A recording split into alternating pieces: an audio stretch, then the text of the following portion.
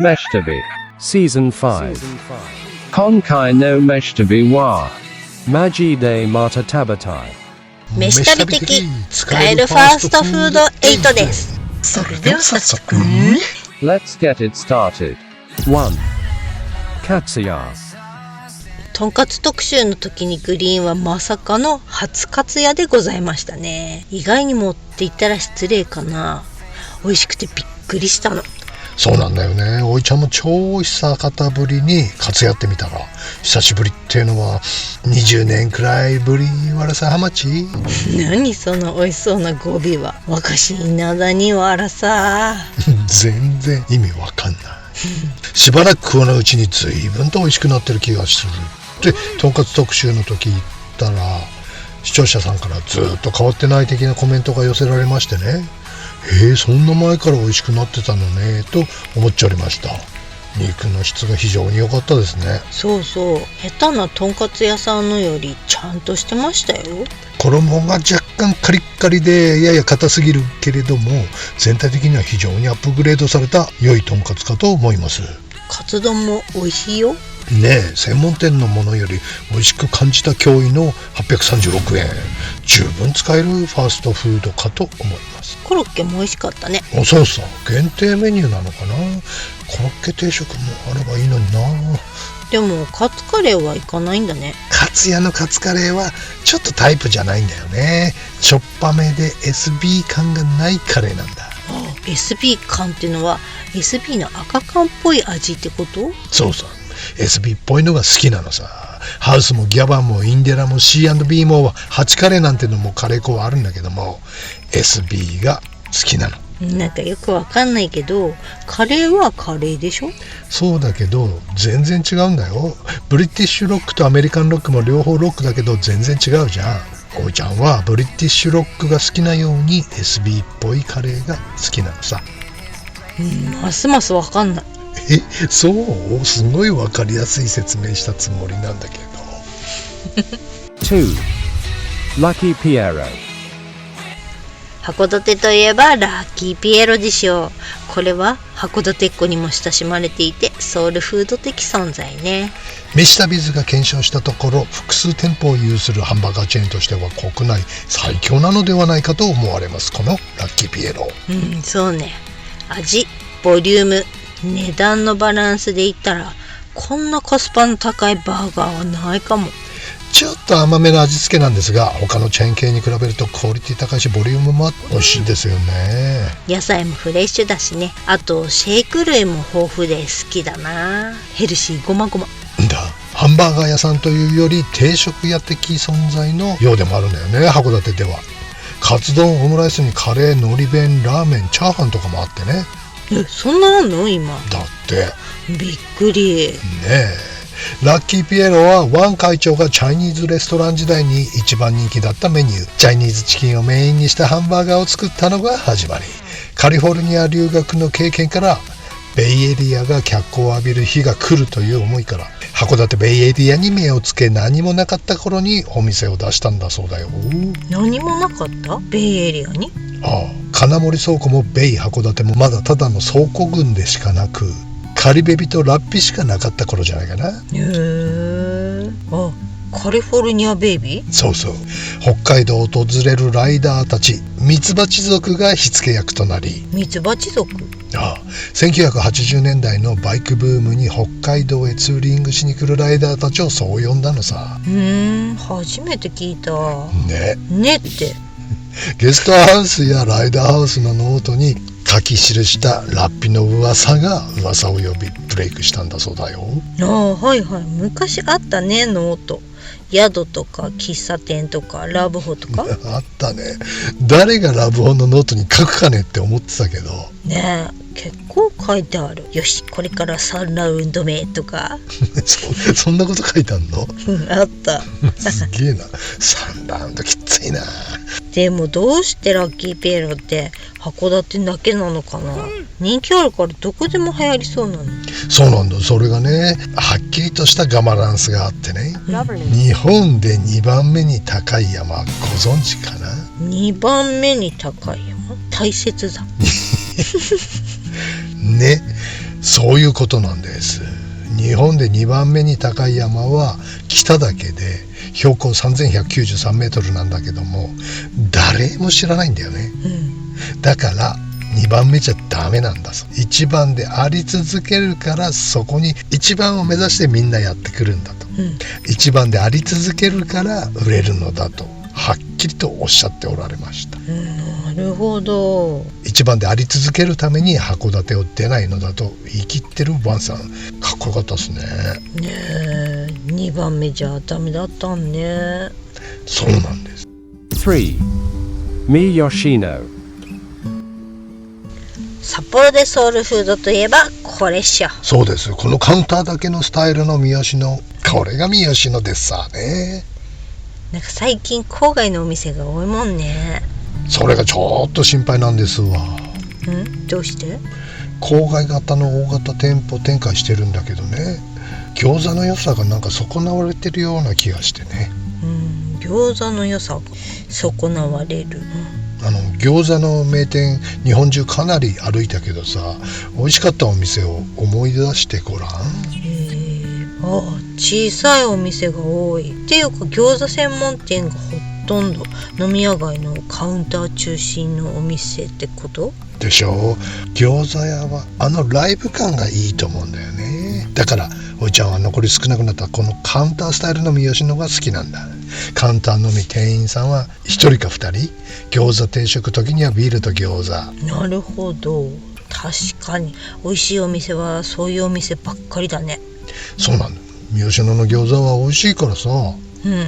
美味しい。なんかその昭和感をなくしてほしくないなと思うんだよね。まあそれはわかる。餃子定食がさ660円になっちゃうなんてね。餃子カレーが660円になるなんて。ねえ餃子カレーなんて290円ぐらいだったんだぜ。何十年前やね。 4. Fleshness Burger. 札幌ではココファクトリーと西28丁目の2店舗となってしまったフレッシュネスさん。野菜シャキシャキジューシーパテってジャンクさのかけらもない優等生バーガーだね。どっちか言うとファーストフードというよりグルメバーガーに属するバーガーかと思います。ハンバーガー特集で一通りファーストフード系のバーガー食べた中で圧倒的に美味しかったフレッシュネス。本当ね、びっくり仰天の美味しさだった。グルメバーガーだと今時1000円は楽に超えてくるけど、アンダー1000円でかなり美味しいのはやってくださってますね。ありがとや。なんとこのフレッシュネスバーガー、弁当屋さんほっかほっか亭の創業者の一人でもある栗原幹夫さんが創業したハンバーガー屋さんなんですね。ほっかほか亭？すんごい意外な展開ね。ねえ驚いたね。意外すぎるストーリー。モスは証券マンの脱サラでしょ。フレッシュネスさんは弁当屋さんからの転身。カールスモーキー氏は老舗和菓子屋の御曹司で、エグザイルの淳はいじめられっ子だったんだよ。何の関係が？それにガクトは A 型なんだぜ。いや意外だと思った。ね、でもあんなことやこんなことがあってフレッシュネスバーガーは現在牛角チェーンの傘下になったんじゃ。5. Banh Mi Guyen. 愛の里といえば札幌のシベリアとも言われておりますが、特に冬はね。今時期冬になると車がひっくり返ったり立ち往生したりしてしまう豪雪地帯、大変なところなんです。そんな愛の里の住宅街、超マニアックな場所に常夏の国ベトナム本場の料理が味わえるお店があるんです。飯旅ではちょいちょいご紹介しておりますが、ベトナム人シェフが作る本場のバインミーがいただけるんです。こちらがバインミー。タイ、ベトナムといえばパクチー、レモングラスといった日本のお父さん苦手系香草がたくさん入ってますね。でもそれ系が苦手な方はなしでも OK とのことなので、注文の時に伝えてくださいね。果たしてそれを抜いちゃってうまいんか、愛はあるんかと思いますが、実は私もこの時初バインミーだった。フランスパンが美味しすぎる。パリッパリなんだけどサクッと噛み切れるタイプのフランスパンで食べやすい。そしてナマスみたいな大根の酢漬けのようなものが挟んであります。またこれが食欲をたぶらかす。いつも食べてるハード系バゲットとは違う軽い食感のバゲットを時間が経っても美味しくいただけました。こちらのバインミーは日本風にアレンジしすぎない本場に近い味ってのがポイントなのでね。パクチーレモングラスのフレーバーが爽やかでございます。日本にはあまりないテイストなので免疫のない方は最初は抵抗あると思うけれども慣れちゃうとやみつきになると思うんですけどね。かすれちゃいましたね。玉ねぎや生姜などのすりおろした野菜にレモングラスを加えた特製ソースが癖になるね。具材も大根や人参のピクルスなのかな。レバーパテも入ってるのが私のお気に入り。今回は一番スタンダードなのだけトライしたんだけども美味しかったから他のバリエーションバインミーもぜひいただきたいのですが、なんとシェフ現在ベトナムに帰国中らしく休業中のようなんです。あら、行かれる方は事前に確認してくださいね。はい、春になったら行ってみましょう。だね。 6. Today's Katsu Curry, Nakawu. 中宇に来るのは人生で2回目かな。グリーンは初中宇です。マグロ丼やらやらメニューこんなたくさんだね。ねえ、海鮮丼まであるとは前はなかったと思うんだけどね。面白いカレーでしたね。カツオかな。和だし香るカレーなんだけどオーフビーフのような味わい。不思議ちゃんカレー。和風カツカレーって全く想像つかなすぎるんですけどね。ねえ、全くだ。海苔がかかってんのかなとかね、煮干しだしなのかなとかいろいろ考えちまったぜい。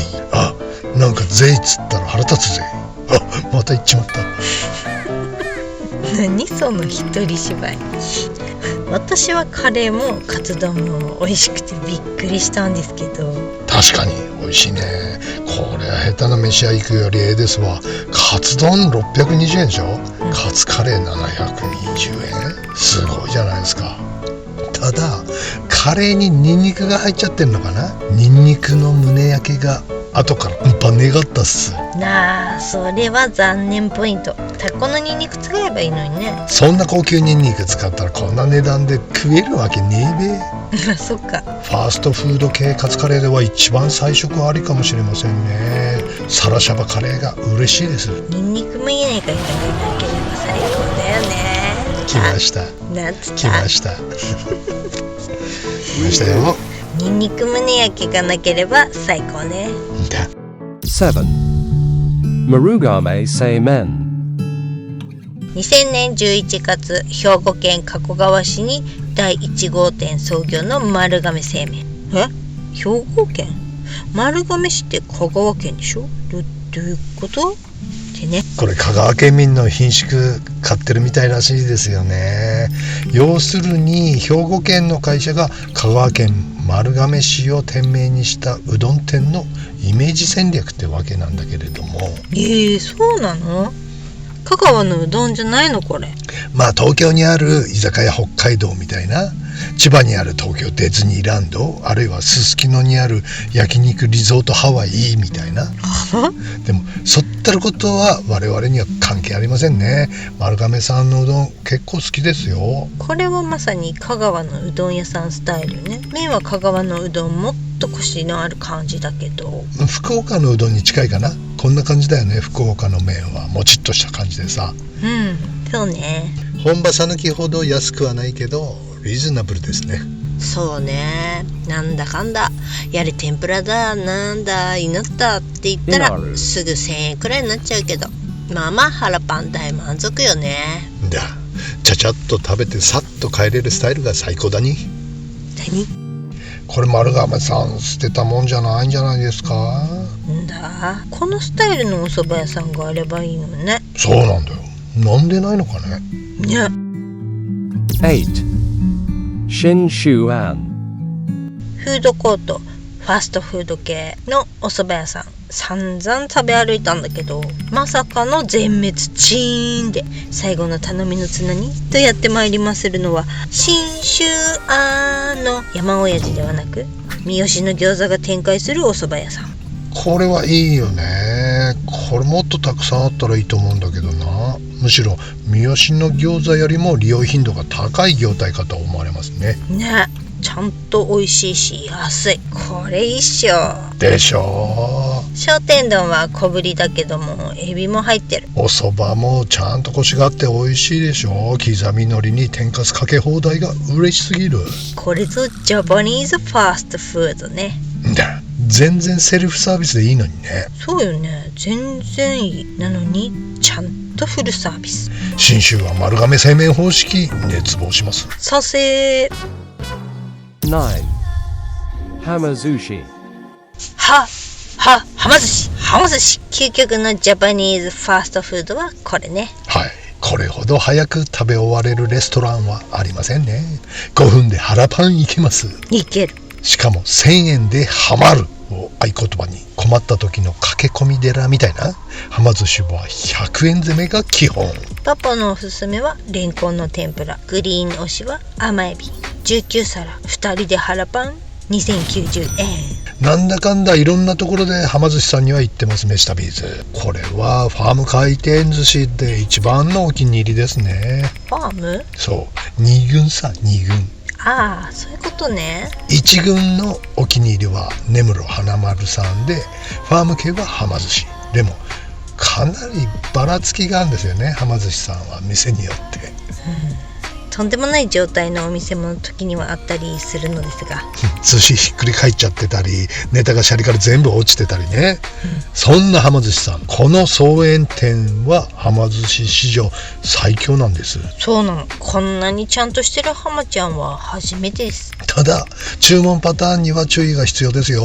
はま寿司さん行く時には徹底的にコスト重視ですからね。そうそう、魚系は手出し無料。そうなんです。狙い目は軍艦会計巻物系ですからね。一番の狙いはイクラね。はい、そうです。最近下手すりゃ回転寿司でもいくら一皿800円オーバーとかあるからね。あるある。びっくりするよね。はまちゃんはいくら鬼食いですよ。1貫150円なんだけども、いくらかなりいけてますよね。いけてる。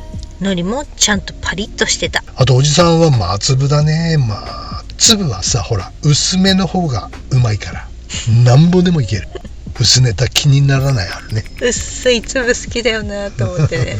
私はエビ、甘エビも生エビもエビは薄く切れないから。確かにこのご時世一皿110円って神。私は神々。うまい。あとコーン店、レンコン店、エビ店、揚げ物。イエスイットいい。 Yes, it is. ちょっといちいちわさびセルフ塗るのっていうのが煩わしいじゃん、基本サビ抜きなんでね、はま寿司さんは。天ぷら巻物軍艦系ならいちいちわさび塗る必要ありませんからね。そうなの。はま寿司ありです。期間限定メニューを狙ってね。はい。のどくろ110円だったからね。そうだね。大トロ110円とかもやるしね。そうだね。Jakai no Meshtabi wa Maji de Mata Tabatai. 飯旅小樽からフェリーで九州へです。 Otanoshimini. See you soon. よくサウナのテレビではま寿司の CM 見るんだよね。見るね。のどくろ100円つってそこ行っちゃうっていう。ハマる。のどくろ100円、はい。大トロ100円。100円。釣られちゃいますよね。いい消費者です私たち。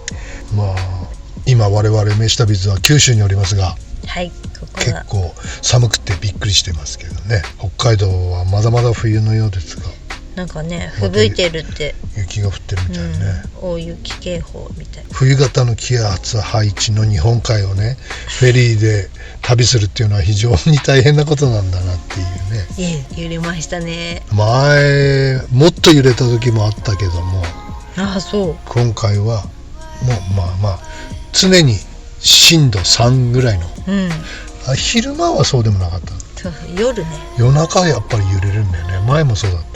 夜スピード出すんじゃないのかな、あれ。きっとそうだよね。だって早かったもんね。揺れ方が全然違うもんね、もう飛んでるみたいな。ほんと倍。波のモーターボートが波のところをこうバンバンバン跳ねながら進んでるかのような、揺れ。あれのなんかゆっくりっていう感じ。震度3から4の揺れが常に続いてるような感じで、時々さ、ゴーンバキーンとかって、そうあれ何？船底に金属硬いものが当たる音がするんだよね、それが考えると怖くってさ、分かる。考えないようにしたけど、今のクジラかなとかイルカとかね、潜水艦じゃ死んじゃうなみたいな。岩だったら沈没しちゃうよねとかって思いながらね、寝ながらタイタニックを夢見たよね。だからあっという間にもう2人とも眠りに入っていましたどんな環境でも我々ね、とにかく寝れるのだけはね得意ですね。特技は何ですか？寝ることです。車中泊マップっていうのでね、いつも車中泊するところを探して泊まるんですよ。でその道の駅の駐車場でもね、大型トラックがいっぱい来てエンジン音がうるさいから、